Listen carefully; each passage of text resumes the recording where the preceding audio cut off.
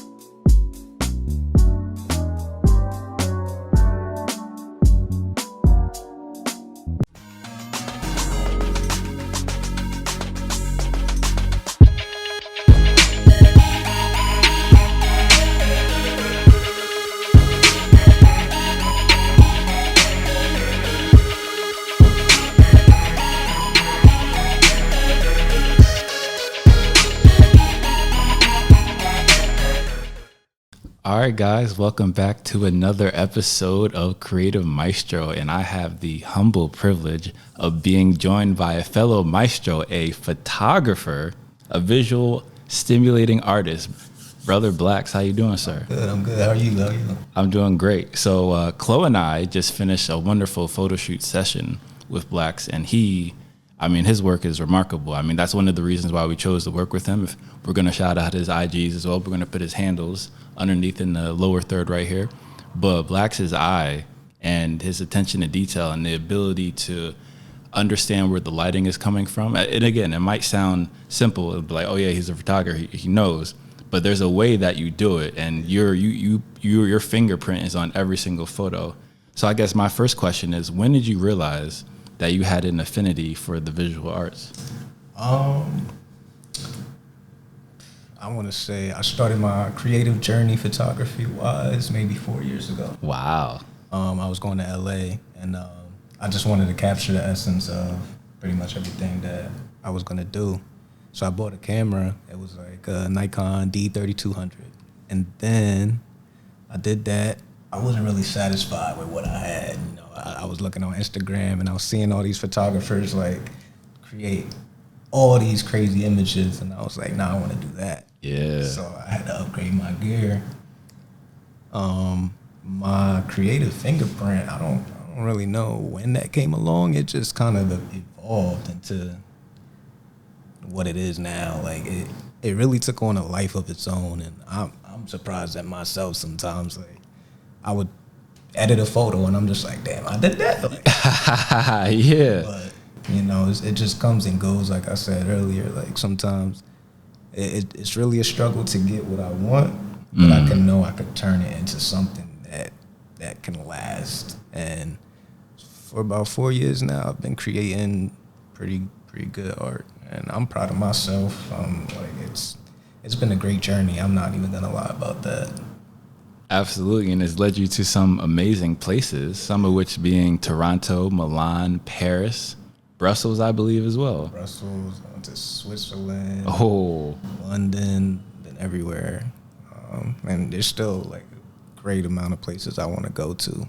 I want to hit Africa soon. Mm-hmm. But Toronto Toronto and Paris are probably like my two main hubs. Yeah, where I can really just get into my element and just create some great things, because Toronto's people, the people there, they just all love to create.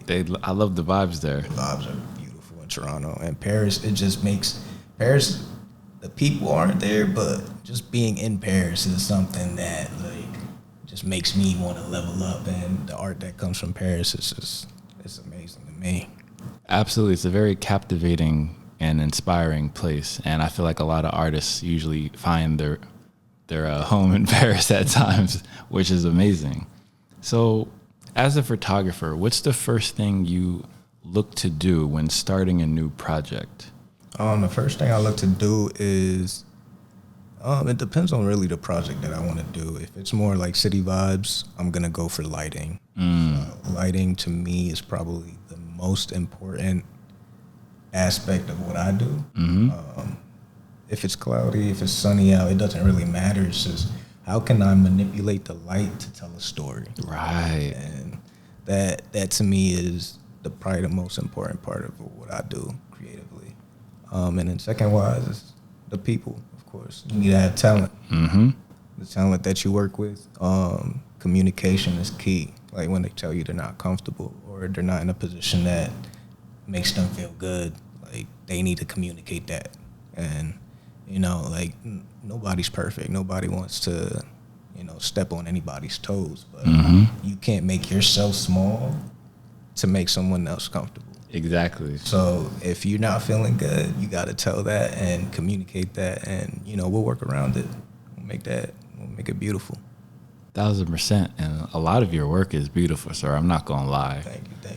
And I think one of the most impressive things for me is watching your vlogs on your YouTube channel when you were going to Milan and Paris and Toronto, and you had the GoPro Hero 7. I actually have a Hero 6 as well, but I only use it for like underwater. So it was pretty cool to see you using it as a vlog camera. But then you were also vlogging with it while also taking photos of models. I was like, what? Yeah, it was crazy. I'm like, I got the camera in one hand, I'm holding it like this, and I got the GoPro on the stick, and I'm just like, yeah, gotta make it work. But yeah, the GoPro, I love GoPro. I do want to start taking video with more video cameras, more, you know, take it and make it more cinematic in a way. But I love the feel that the GoPro has. It's a little more natural. It's a little more like real life. But it's a great experience to have. Absolutely. So what would be on your horizon for a more of a filmmaking camera? Like, are we talking like the Red? I don't really know. I never really looked into that. Really. Right now, it's all photography for me. Committing to that Master guy. I appreciate that. I need that sponsorship. Nikon, you hear me? I need that. Absolutely. But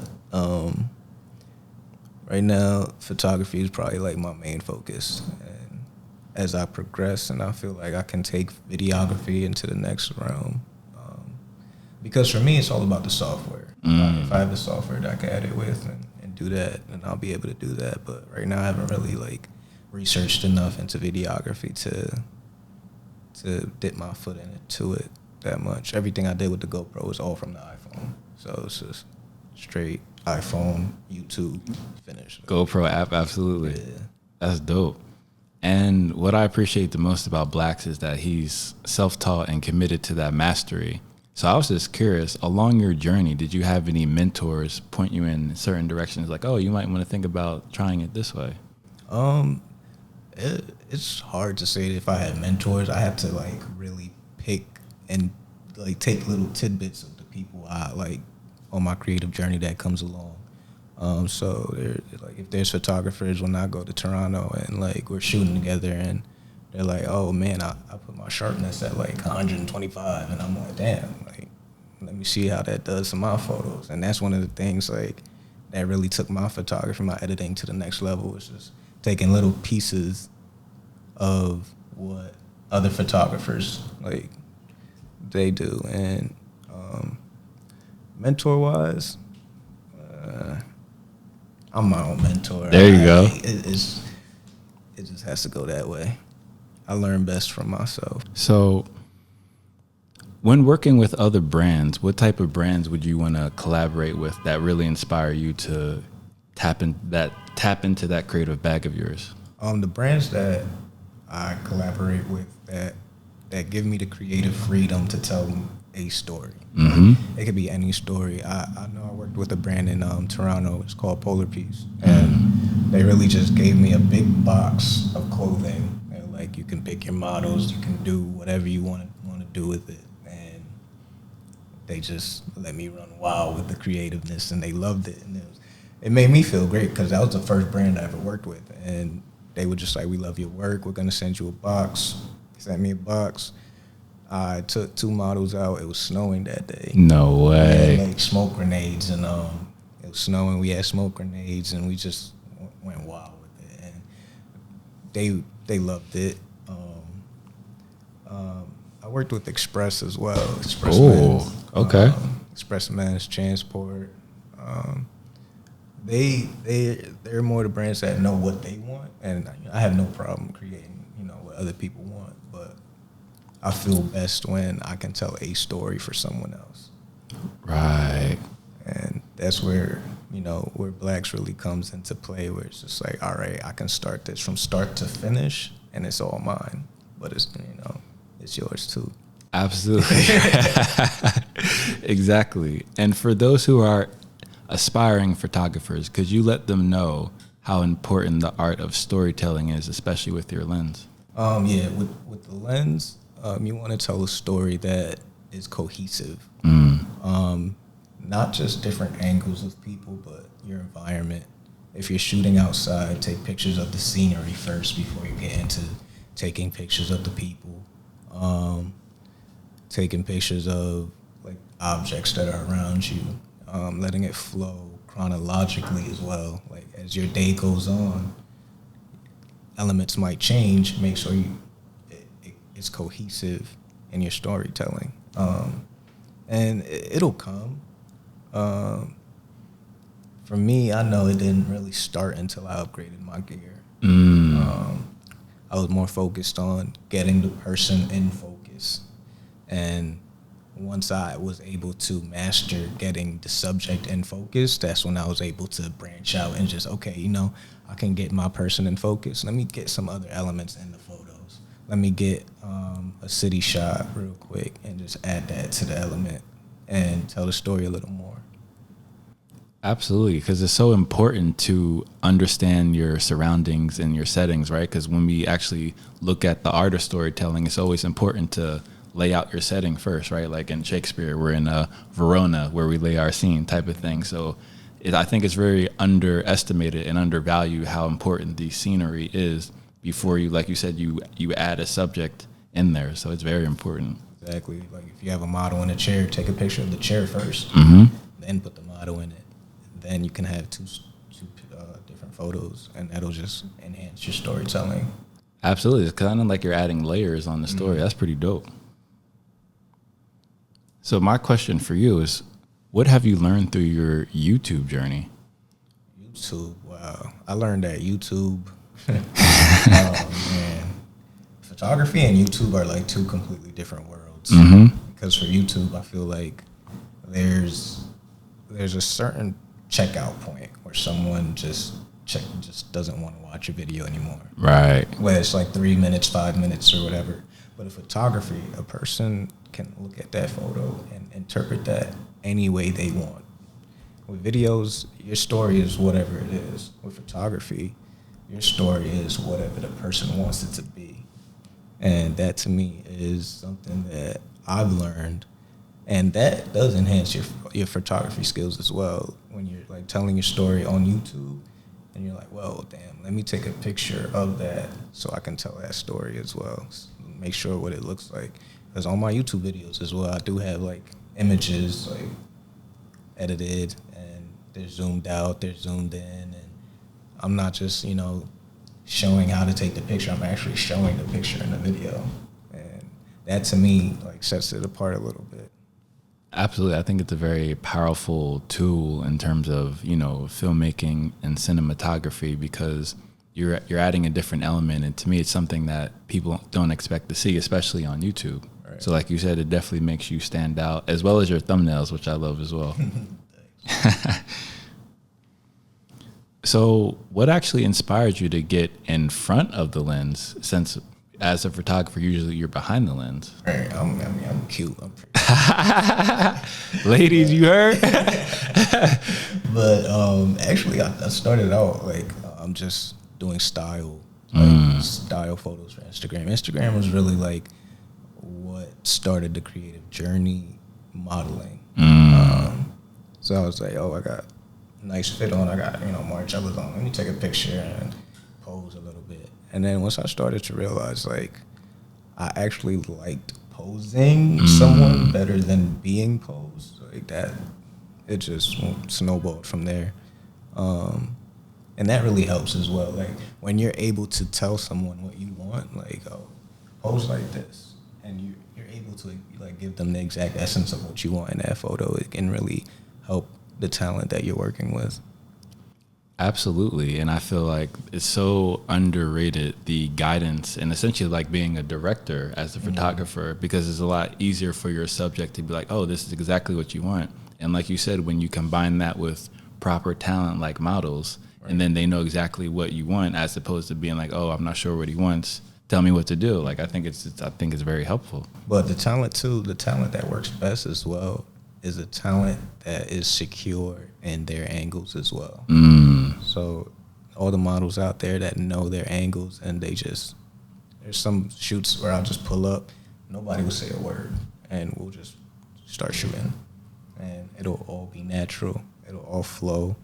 I wouldn't have to pose. I wouldn't have to say, oh, put your head down a little bit. Like they do it before I even like, and it's really magical in a way. Like it flows like water. And sometimes I'm in awe of some models that I've worked with that, just put me in a space where I don't really have to do much, and it makes my job easier. Right? I mean, yeah, it definitely makes it flow. And then for you, have you ever gone outside of your comfort zone as a photographer to create some art that you were like, wow, I didn't think I'd be able to do it? Because going into it, I was like, nah, that's not really for me. But then you were like, wait a minute, let me try it out. I'm always like trying to push myself outside of my comfort zone. There's always situations where I'm like, oh, there's a train coming, like, let's hop in front of this train real quick. Whoa, what? Or like traffic, or like, let's go play in traffic, in the middle of traffic. Like we'll be in the middle of Times Square, like taxis coming on both sides, and I'm like, I need that shot. Let's bang it out real quick. Right. Click, click, click. And like everybody's scared, but like they do a good shot. And like it's really beautiful when you're like pushing yourself to grow, and it really shows into your next work, where it's just like, I did this last time, I have no problem doing this time. So everything is just a growing process. I feel like I'm not gonna hinder myself where it's like, oh, well, someone's there, I can't really take that shot right now, or like a car's coming or something like that. Like that'll add to the element. Absolutely. And I feel like whenever you push yourself past your, through your comfort zone, that's usually when that art takes that next step, like, oh, wow. And I think it's always a joy to see people and watch people and observe and appreciate their art once they take that journey. Like, to me, it's very captivating. It is like, it's magic. So when you think about creating something new, like something that no one else has seen before, something that you've never done before, is that a daunting task, or are you like excited, like, oh, let's get started? I started with layers. So I would I have a concept coming up. I'm not gonna say anything. I have a concept coming up, and what I did was I would look on Instagram to see if anything similar was done. And then if there wasn't, I would watch a movie where I got the inspiration from. Right. Take that whole scenery, add my element to it, and then make that go to work. And then we'll go back on Instagram to see if anybody did it again.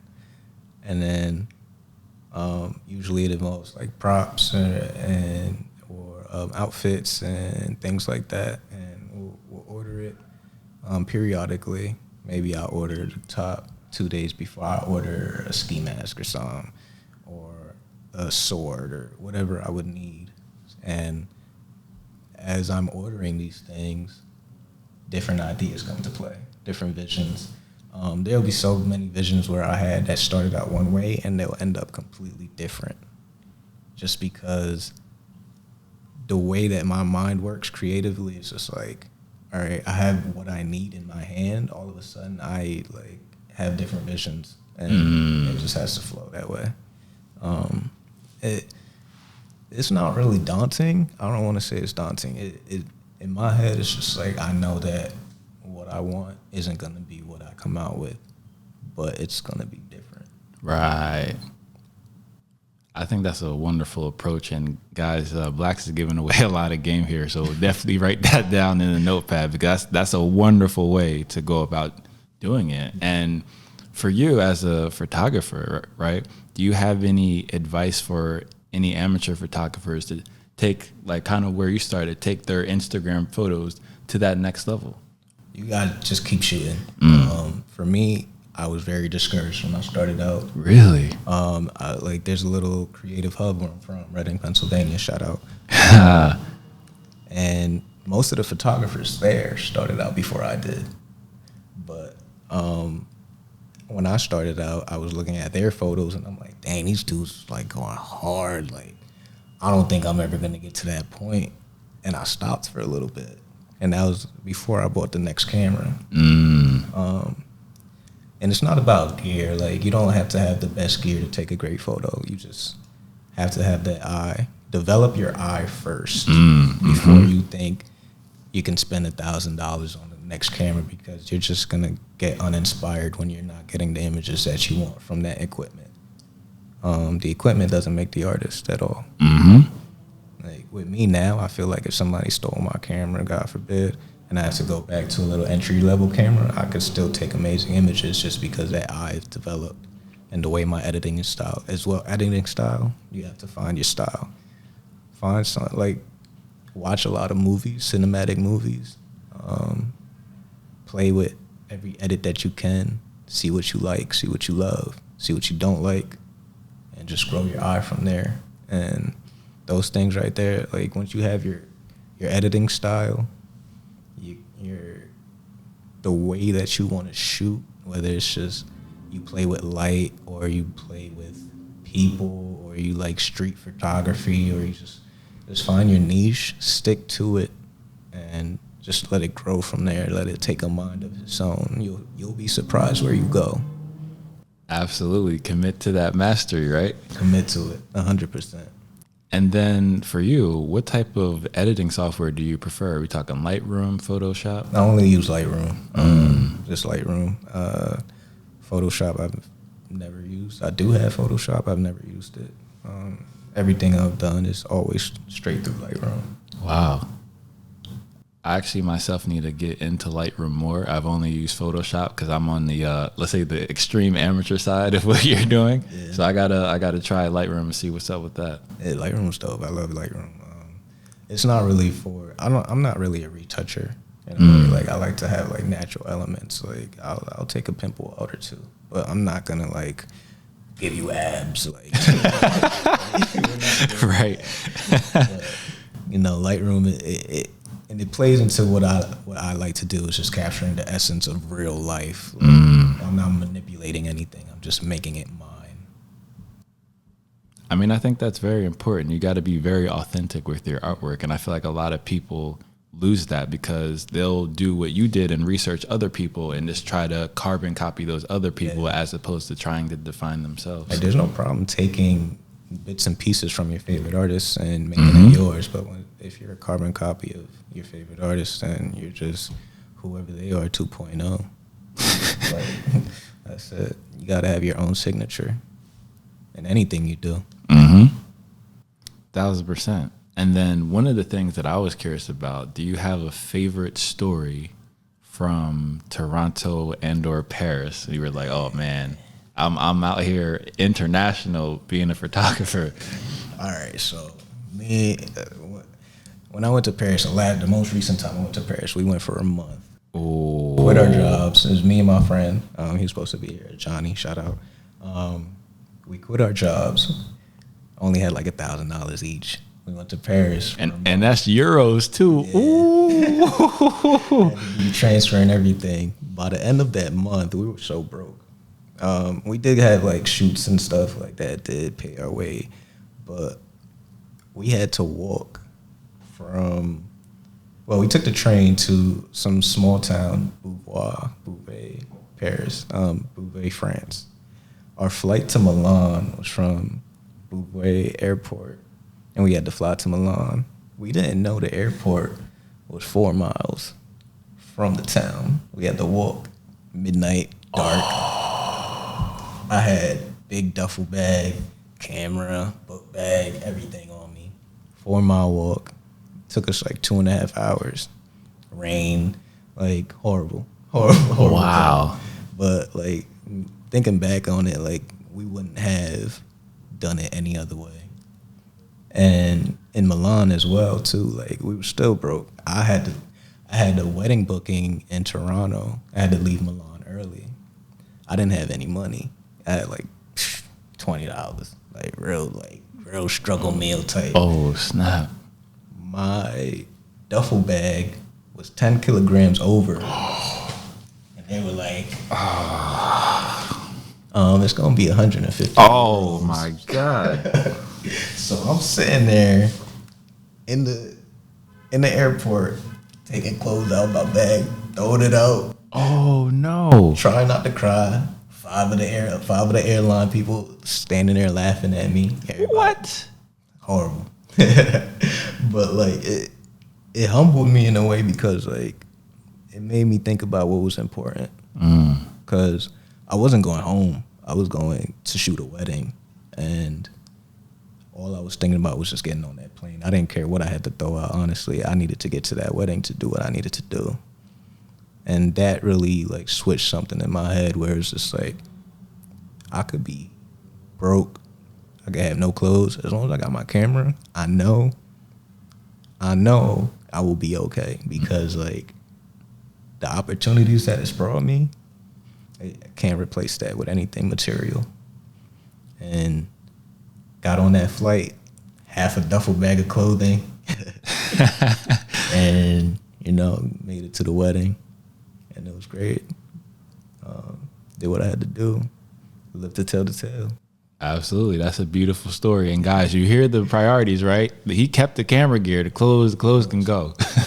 My bag was filled with camera gear too. I was not throwing any of it out. Mm-hmm.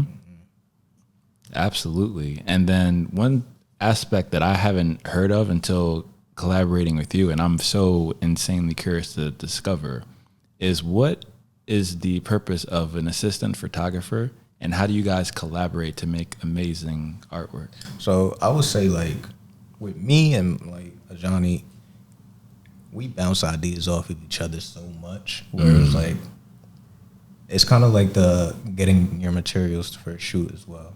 He would just suggest something like, oh, sit down, and all of a sudden that opens up my mind where it's like, oh snap, okay, this and that. And then I would say something like, boom, like, and then he'll be like, oh, well, we can try this.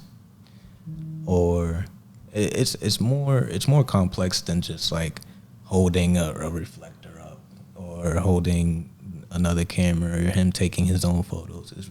We're really bouncing ideas off of each other to make these stories work. And like there'll be times where me and him, we're just in our own zones, just vibing, and the model's just like her head spinning, or her head spinning. It's just like, all right, do this. All right, bro, you good? You got your shot? All right, bet. I just got an idea. Click, click, click, click. Hold on, bro. I just got an idea. Click, click, click, click, click. All right, bet. I got this idea. And then like by the end of it, everybody's like just feeling great because it's really a collaborative effort, and I feel like I create better when he's around. But I mean, I can do my own thing, but like it's always best to create with someone that knows what they're doing as well, and it just makes your work so much better as that element to it, where it's just like, because everybody has their own signature, their own eye. whether you're starting out or not. And when you look at an image, everybody interprets that differently. Right. So me and him, we have the same cameras, and if you would look at our work, two completely different people. I love that. And it just works that way.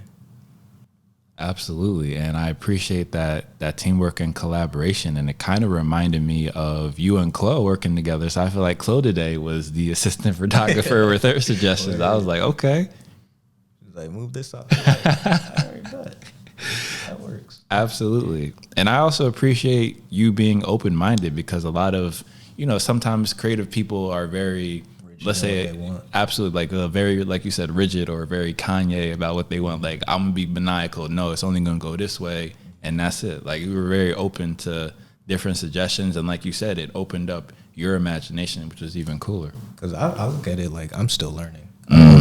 Photography is not something that I will ever know everything about, and whether you shoot or not, if you think there's a way that I can make my image better, I'm all ears. All ears. I might not do it, but I'm gonna listen. Like, and that just adds another element to where I want to go, where I feel like my art is just always gonna be improving, because I can, like, there's always someone that I can learn from. It'll just go from there. And to me, that's the best approach for anything. Like you said, this path of mastery that you're on, you will never, progress if you don't have that, let's say, apprentice mindset. I think that's very important, very healthy, and I think your learning curve would be a lot steeper when you take that approach. Feel that. Absolutely. So do you have any advice for any young aspiring photographers who are, let's say, not as confident in their work now, and they might need that little push to take action and bet on themselves? I would say go to a different city and just do street photography and just work on your eye through there. For me, New York City was one of the biggest places where I developed my eye. And then once I not really mastered New York, but like I got tired of it in a way. That's when I was like, oh snap, like I could go to Baltimore, Philly. I can go to DC. DC's right there.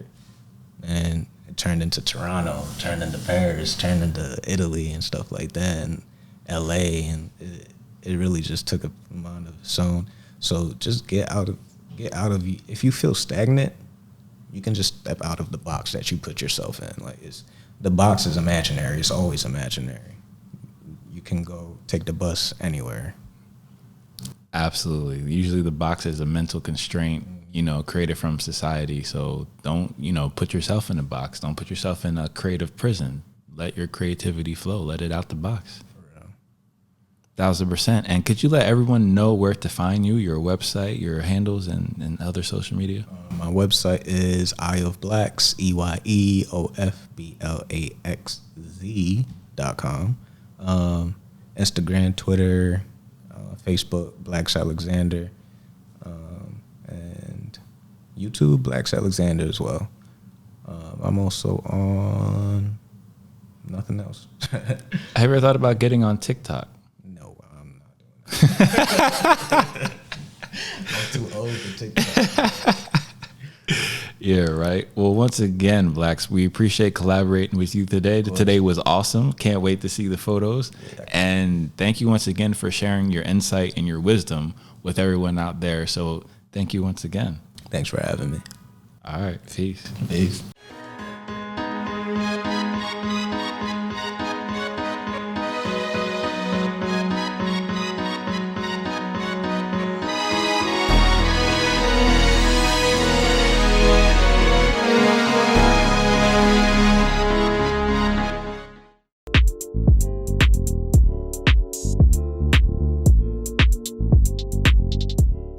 Send in the chat sound like fun, but straight now.